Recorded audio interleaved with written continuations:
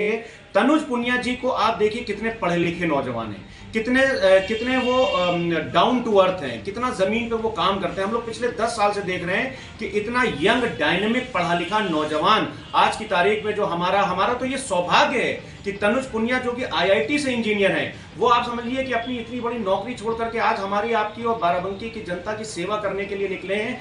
ये तो धन्यवाद है तनुज पुनिया जी को, और हमको पूरी उम्मीद है कि उनकी जो पढ़ाई लिखाई है, उनकी जो मेहनत है, वो जब यहाँ से सांसद बन करके जाएंगे तो हमारी प्रॉब्लम्स को, हमारी समस्याओं को संसद में उठाएंगे और बाराबंकी को बेरोजगारी से, महंगाई से और तमाम चीजें ऐसी जो हैं बाराबंकी में जो डेवलपमेंट के काम है वो सब करवाएंगे। आप देखिए कि एक देवा रोड पर एक जो सबसे इंपॉर्टेंट पुल बना, वो किसने बनवाया? वो आदरणीय पीएल पुनिया जी ने बनवाया। तो जो भी विकास के काम हुए हैं, या तो वो कांग्रेस पार्टी ने किए हैं या समाजवादी पार्टी ने किए हैं, और इंडिया गठबंधन की जो सरकारें जो रही हैं उसमें हुए। भारतीय जनता पार्टी ने खाली जुमले बोले हैं, झूठ बोले। राहुल गांधी जी जो है रामनगर महादेवा में कर रहे हैं, देवा में क्यों नहीं कर रहे हैं?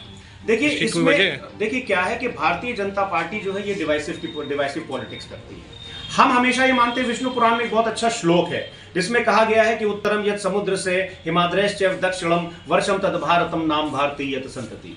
इसका मतलब ये हुआ कि जो समुद्र के उत्तर में और हिमालय के दक्षिण में जो धरती है वो भारत है, और भारत में रहने वाला हर आदमी भारतीय है। ये जात में, धर्म में, मजहब में जो काम जो है वो भारतीय जनता पार्टी का है कि भारतीय जनता पार्टी हमेशा से देश के जो लोग हैं, देश के जो वोटर हैं, उनको आपस में लड़ा करके वोट लेना चाहती है। लेकिन हम जो है इस फिलॉसफी में नहीं बिलीव करते हैं। मैंने अभी आपको बताया कि हम लोग हिंदू, मुस्लिम, सिख, ईसाई, जैन, पारसी जितने भी हैं, सबका एक समूह लेकर के, एक आइडिया ऑफ इंडिया को लेकर के हम लोग आते हैं। भारतीय जनता पार्टी जब से 2014 से, खासकर केंद्र में जब से भारतीय जनता पार्टी की सरकार बनी है, तब से किसान, मजदूर, छात्र, नौजवान, महिलाएं सब परेशान हैं। माननीय प्रधानमंत्री ने जो भी वादे किए 2014 में, वो सब जुमलेबाजी साबित हुई, और 2019 के बाद से लेकर के अब तक के जो भी गारंटी दे रहे हैं, वो सब गारंटी जो है उनकी वो फेल साबित हुई है।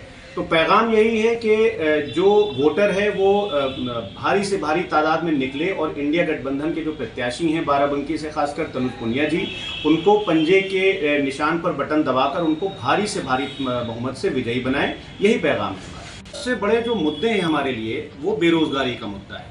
माननीय प्रधानमंत्री जी ने कहा था कि अगर उनकी सरकार बनेगी तो 2 करोड़ नौकरियां जो हैं वो हर साल देंगे। लेकिन आईएलओ की रिपोर्ट क्या है? आईएलओ की रिपोर्ट के हिसाब से जो आज टोटल जो बेरोजगारी है देश में, उसमें 82% जो भागीदारी है वो युवाओं की है। आज 42.2% जो ग्रेजुएट युवा है वो बेरोजगार है। इसको हम बोलते थे कि हमारा जो देश है उसकी जो एवरेज एज है वो 28.2 साल है। इसको हम बोलते हैं ये डेमोग्राफिक डिविडेंड है। लेकिन जो ये डेमोग्राफिक डिविडेंड है, आज की तारीख में जो नौकरी नहीं मिल रही है, तो ये डेमोग्राफिक लायबिलिटी साबित होता जा रहा है। और अगर यही हाल रहा तो जिस तरह से हमारा देश 2047 में जो हम सपना देख रहे हैं, अगर अनएम्प्लॉयमेंट की समस्या नहीं दूर हुई तो मुझे लगता है कि एक बड़ी परेशानी में देश जो है वो आगे आने वाली तारीख में पड़ेगा। आप अगर कांग्रेस पार्टी का घोषणा पत्र देखिए और समाजवादी पार्टी का घोषणा पत्र देखिए, तो हम लोगों ने सबसे पहले ये चीज बोला है कि हम जो है वो अनएम्प्लॉयमेंट को, यानी कि बेरोजगारी को एड्रेस करेंगे। आप देखिए कि 30 लाख नौकरी देने की वादा किया है, अप्रेंटिसशिप की वादा हुआ है, और हमारा भी घोषणा पत्र अगर देखिएगा तो उसमें युवाओं के लिए तमाम तरह की स्कीम्स हैं। तो सबसे बड़ा जो मुद्दा है वो बेरोजगारी का है। बेरोजगारी को समाजवादी पार्टी, कांग्रेस और इंडिया गठबंधन, हम लोग सबसे पहले इसको एड्रेस करेंगे, ताकि हमारा देश का युवा सशक्त हो। जब देश का युवा हमारा सशक्त होगा तो हमारा देश सशक्त होगा। क्योंकि भारतीय जनता पार्टी खाली नौकरी और पेपर के मामले में नहीं फेल है। आप देखिए कि 2014 से पहले जब माननीय प्रधानमंत्री जी गुजरात के मुख्यमंत्री थे तो उन्होंने क्या बोला था? उन्होंने कहा था कि एमएसपी को वो कानूनी जामा पहनाएंगे। क्या एमएसपी को कानूनी जामा पहनाया गया? तो प्रधानमंत्री जी ने जो कुछ बोला उस चीज के विपरीत इस देश में कम हुआ है। तो इंडिया गठबंधन जो भी किसान के लिए, मजदूर के लिए, आप देखिए कि मैं नहीं बोल रहा हूं, आरबीआई का एक आंकड़ा है। आरबीआई के आंकड़े के हिसाब से मध्य प्रदेश जो कि कृषि प्रधान प्रदेश है, वहां पे जो खेतीहर मजदूर है वो 229 रुपए 20 पैसे एक दिन में कमाता है।